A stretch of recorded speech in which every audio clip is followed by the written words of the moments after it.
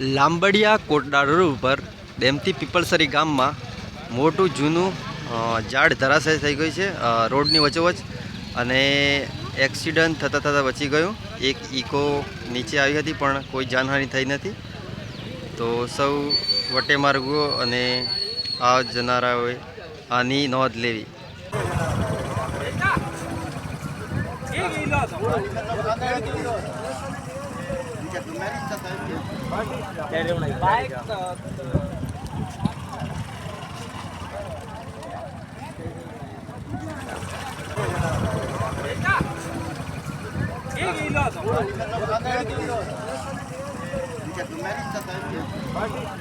Baik.